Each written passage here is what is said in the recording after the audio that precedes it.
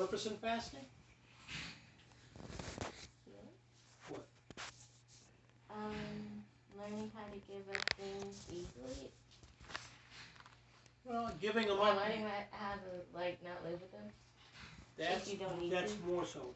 Learning how not to have to do things. When we had the church, we used to do it at the end of the year. We fasted. And the reason for the fasting was so that we had learned how to control our bodies. Fasting is controlling your body. As Chris said, when we fast, we fast from food. The purpose of fasting from food is to be able to say that you can control your stomach, that you can control your different things, so that you make sure that when things come in disaster type things, we're all good. Example, we used to do at church, I'd say, okay, first we were going to do I used to fast. I've done up to 7 days, I've done a 30-day fast. No food, just water. But I would do it in increments. I started off doing just day fast, then I'd do weekday fast, and then I would do, and the purpose was to control this body, because if I have to be able to have food, then food controls me. And so fasting allows us to check ourselves. Do you have to have food? No. So the Bible tells us a lot of things come through prayer and fasting. It's being able to fast to control this body of ours. So you don't have to have food. You can say, I'm going to fast from TV. I'm going to fast from Coca-Colas. I'm going to fast from candy. I'm going to fast. There are a lot of different things that you can fast from that are part of your life.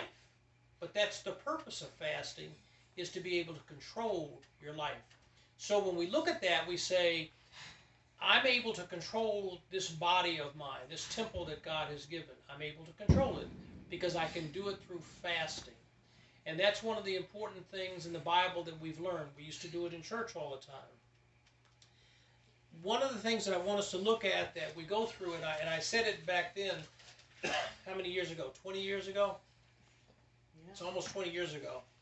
That there would come to a time when those people in church who could not make it to the fast, and this is for the young people, the mom and dad that are here, and my wife, we started off at first, we did the fasting. We said we're going to do fasting for a week. Everybody flunked. They couldn't survive. So then we said, okay, we'll do daily fasting. And everybody almost failed that. So we said, let's just try from sunup to sundown. Get a good breakfast early in the morning before the sun comes up, and you don't eat again until the sun goes down. And most of the people were able to handle that, were able to deal with that. But again, the purpose of that was that if you could not control having food for that little bit of time, when hell broke loose, you'd be in trouble. And that's where we are in 2021, we just finished, and now we're heading into 2022. So we want to be able to say that we have faith in things, but we want to be able to say that the fasting has taught us to control this body of ours, the temple that God has given us. And I want us to look at a scripture that we talk about. Let's look at Matthew 8, verses 23 through 26. And these are some of the things that I think that if you look at, these are the storms of faith that, you know, we talk about it. And one thing that, this is the first time that we've gotten together, really. Your parents have been here before. But the one thing I'm the type of person is that I try to give you information out of the Bible. I give you information out of the Bible. If anything you can't find that I say that's not in the Bible, throw it out. That's the way I am. If I tell you something that you can't find it and I can't prove it in the Bible, just take and throw it out because it's not true. All right?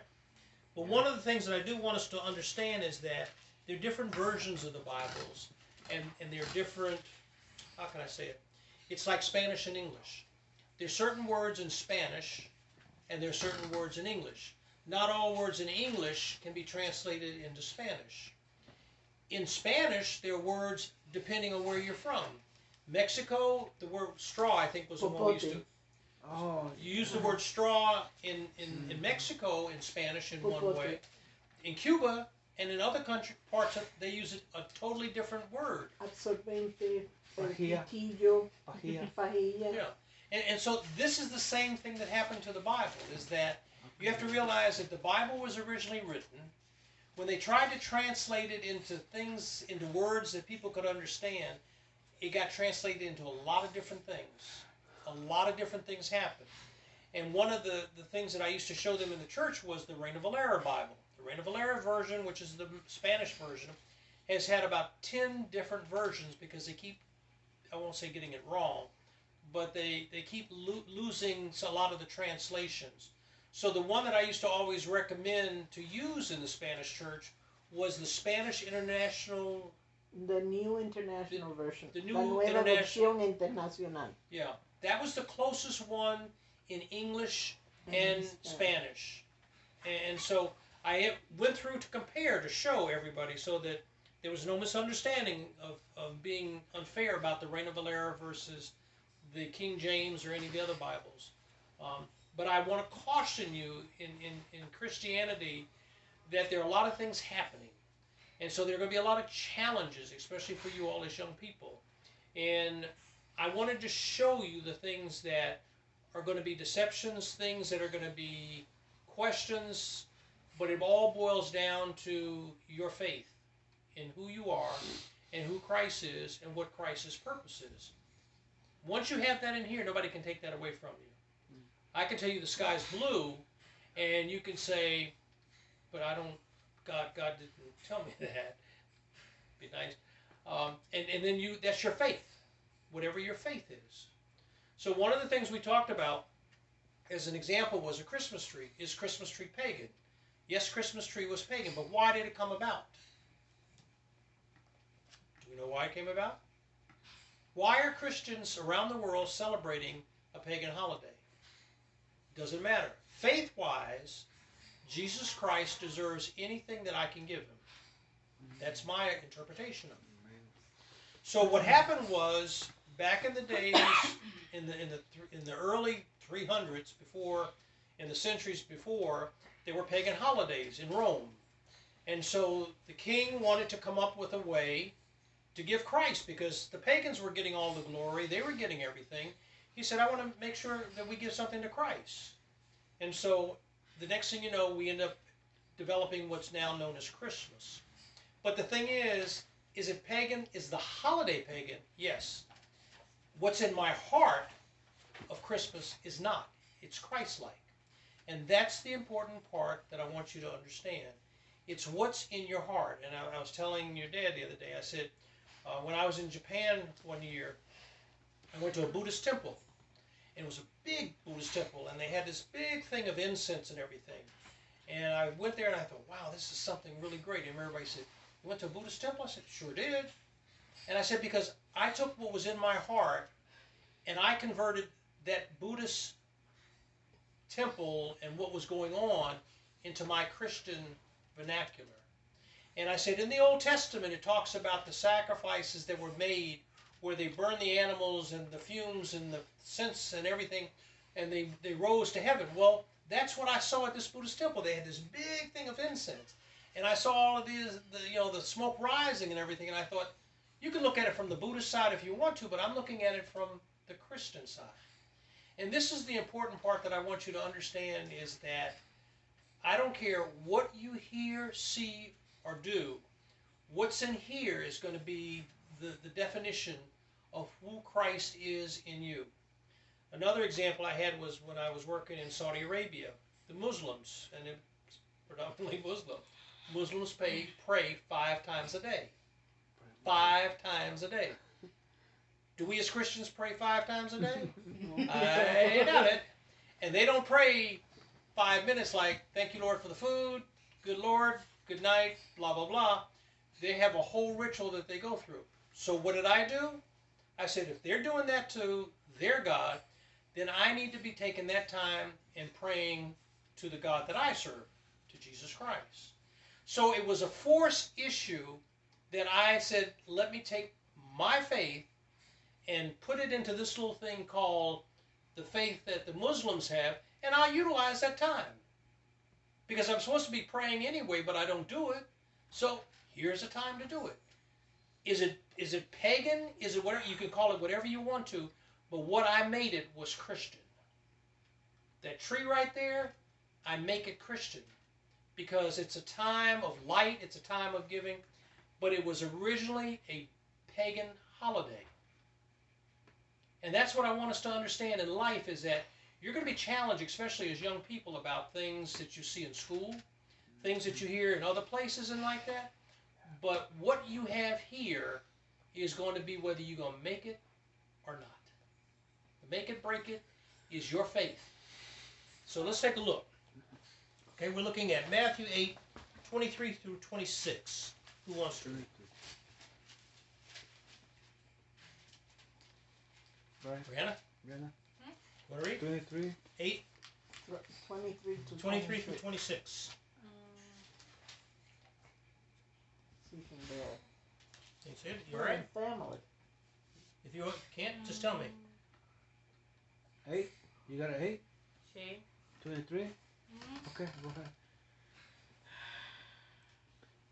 It's just us. It's just us, your Faith. grandparents Faith. and your parents. Hey, You see, that's a demonstration of your faith and what you have in here.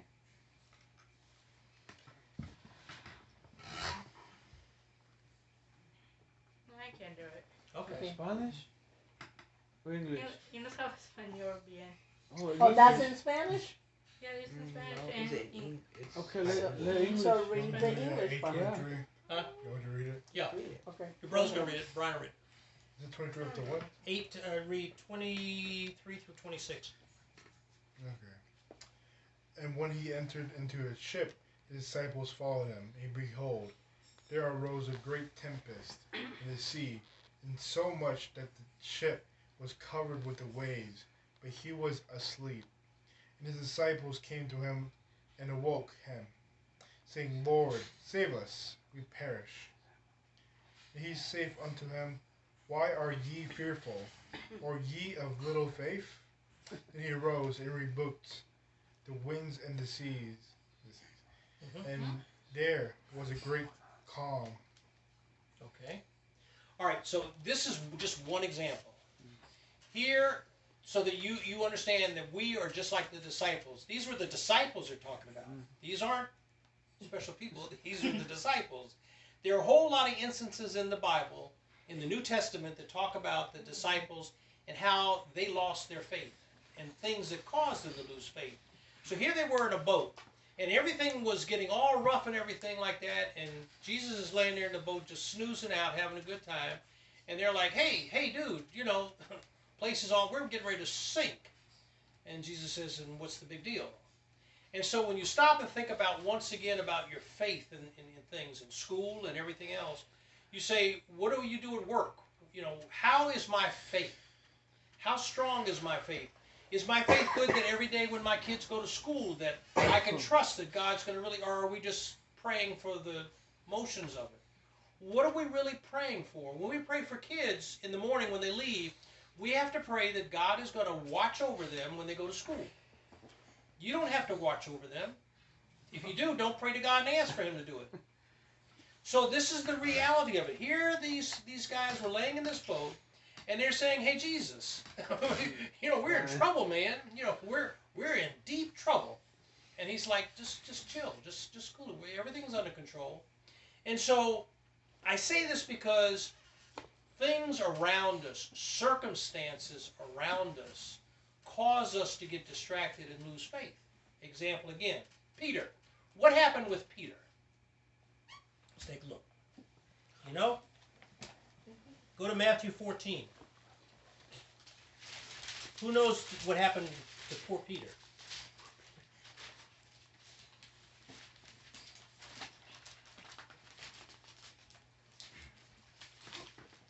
$14:22. Is it 4:14 or 14? Matthew 14, 1-4, verses 22 through 32. 22. Read it. Yeah. ¿Ya tienes? Sí, por favor. 14. 14. Ahorita 14. 22. chapter 14, 22. Okay. Okay, go ahead. Immediately after this, Jesus told his disciples to get into their boat and cross to the other side of the lake while he stayed to get the people started home. Then afterwards he went up into the hills to pray. Night fell, and out on the lake the disciples were in trouble, for the wind had risen and they were fighting heavy seas. About 4 o'clock in the morning, Jesus came to them, walking on the water. They screamed in terror, for they thought he was a ghost. But Jesus immediately spoke to them, reassuring them. "Don't be afraid," he said. Then Peter called to him, "Sir, if it is really you, tell me to come over to you, walking on the water." "All right," the Lord said. "Come along." So Peter went over the side of the boat and walked on the water toward Jesus. But when he looked around at the high waves, he was terrified and began to sink. "Save me, Lord," he shouted. Instantly Jesus reached out his hand and rescued him. "Oh man of little faith," Jesus said. Go ahead. Jesus said, "Why did you doubt me?" And then they had climbed back into the boat. The wind stopped. Okay. So, if you look at this, tell me in your own words, how do you think this can apply to you? Start off. Give me your interpretation of what this is really saying. Well, sometimes we don't believe in what we see. We don't believe someone or in something. And then we need proof. So sometimes... Okay. Starter? Brian? Bruce? Brian? what's your opinion? What's your interpretation? Okay, let me edge you on a little bit. Let me help you out a little bit. Here's Peter. Peter says, if you're real, you're in school and they say, "Oh, you're one of those Christians, huh?" And so you pray and then you can make these things happen and things like that. And so Peter deep down knows who he is, and this is why I say to you is that you as a Christian, what's in here, nobody can take away from you. Nobody can strip it out of you. It's you. And so Peter is walking out here and he says, "Show me who you are. If that's really you," and he says, "It's me, come on out." And Peter starts to walk out because his faith all of a sudden is so strong that he's able to do it. And then it says he starts looking around at things, which is what we start looking at. Christmas trees, pagans. There's no real Christmas in that noise. Oh, people at church, they're doing this, that, and the other. Distractions. No real Christianity. Oh, we prayed for those people, but certain things happen. Distractions.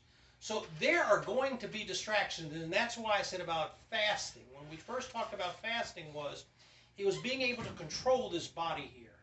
That no matter what, I was going to be okay. That's what fasting was. No matter what the storms were going to be, food was going to be, with or without food, this body could still withstand the storms.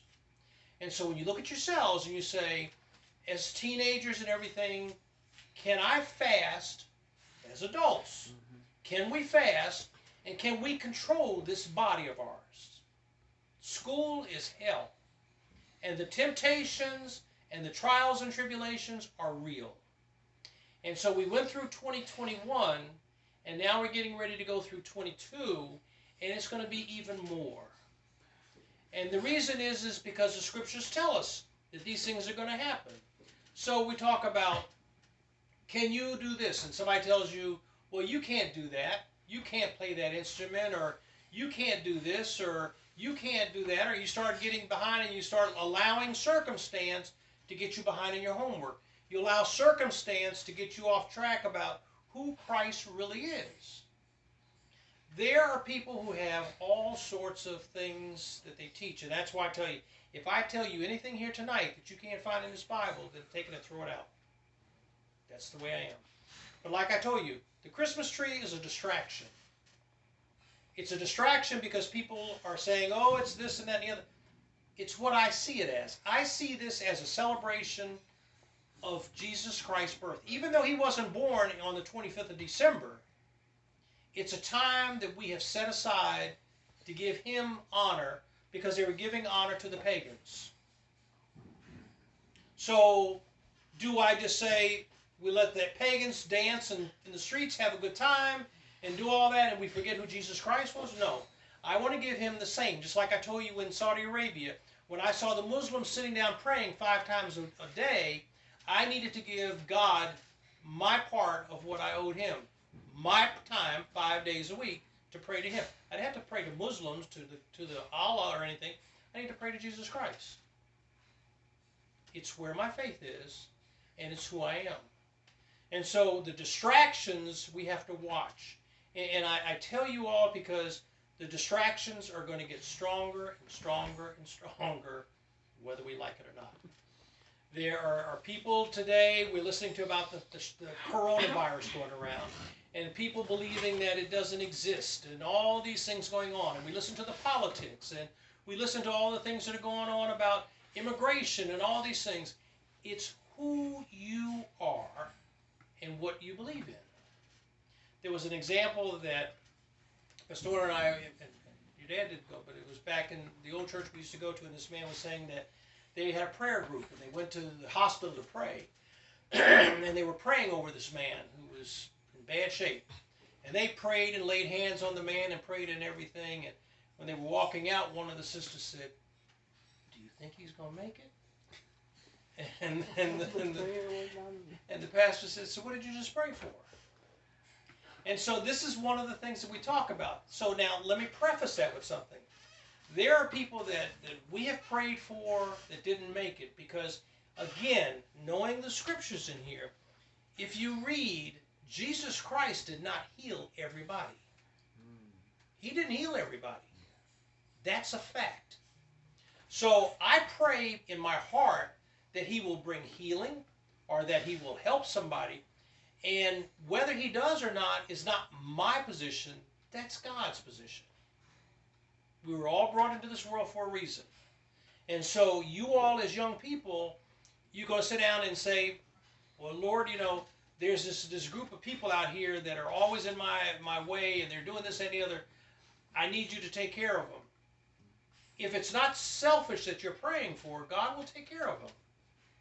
But if you're praying selfishly for something, it doesn't work. And so once again, we talk about distractions, whether it's a Christmas tree, whether it's coronavirus, whether it's immigrations, whether it's whatever, those are distractions to what? Our faith. What you have built up inside here is your faith is going to be it all. You can have problems at home. You can have everything under the sun you have want. If your faith is strong, you will be able to battle the storms. Peter was walking on water until he saw the waves. The waves were family issues. The waves were problems. The waves were things going on outside. Bad times at work. Bad times at home. And Peter said, I don't know if there really is a Christ or not. I don't know if he really had the powers or not. And what happened? He started to sink. And so we have to get within ourselves the position that no matter what, we're going to walk in faith and we're going to be okay. If it happens, it happens. Let me give you an example. In the Old Testament, they had the ark. Do you ever remember hearing about the ark? There was a part in there about the ark, and it said that once the ark is carried across the waters, once they're totally across the water will subside upstream. It will stop, and it will not flood the lands out. It will not flood things out. So here you have the guys that are carrying the ark across the water, and as you get in the middle of the creek, water's up to here, and they're like, "Well, I thought God said that when we got in the water, it was going to stop." Well, bottom line was, when you read in the scriptures, which is true fact, was when they were all in the water, yes, the water was up to here, but the water had already stopped upstream. It just had not gone down yet.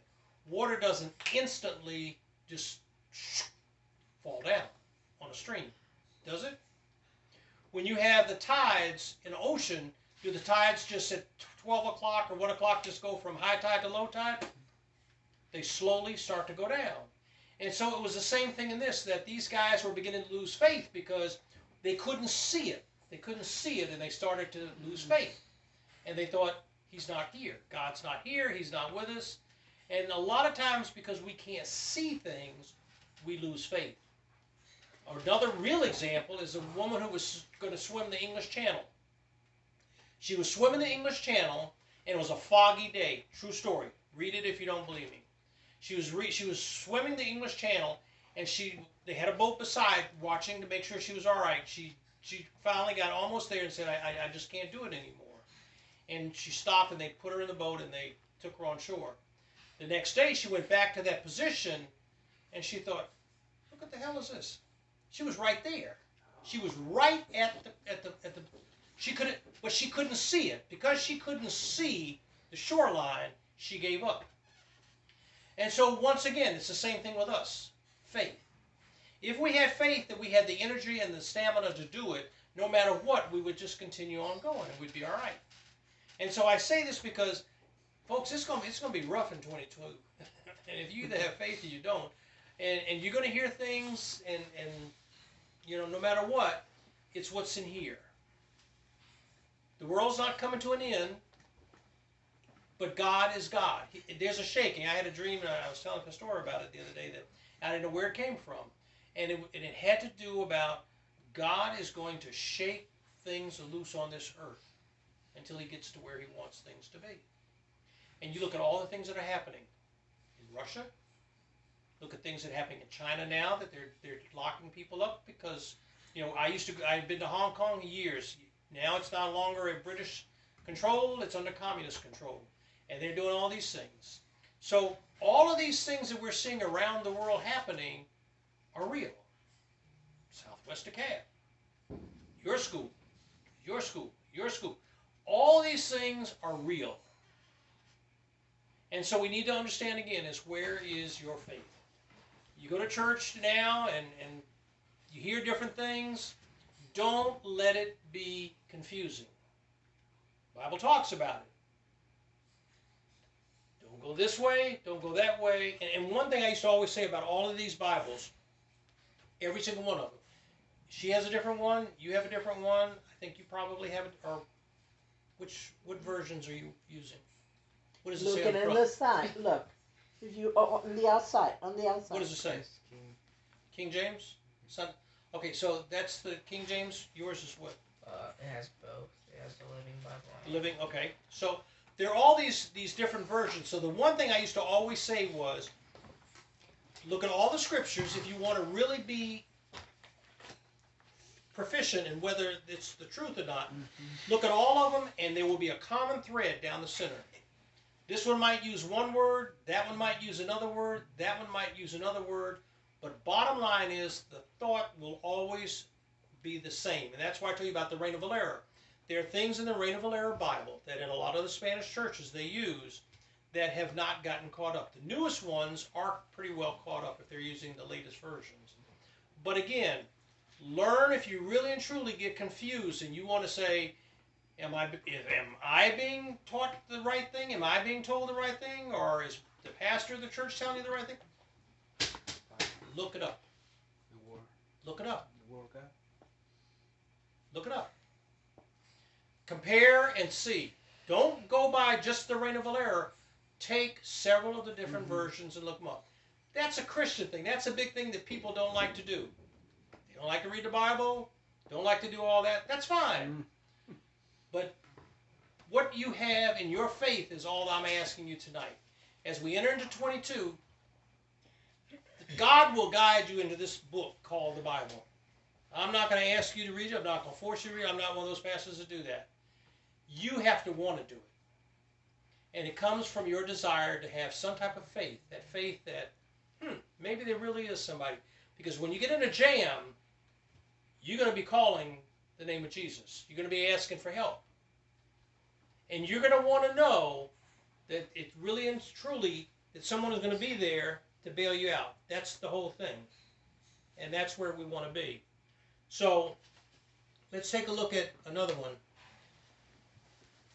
Ephesians 4:14. I'm just trying to give you a couple, because I know you won't read this anymore. So let's just take a look. I want you to just take a look at some things that you can take and say, I understand where they are. Close. Ephesians 4:4. Empecé.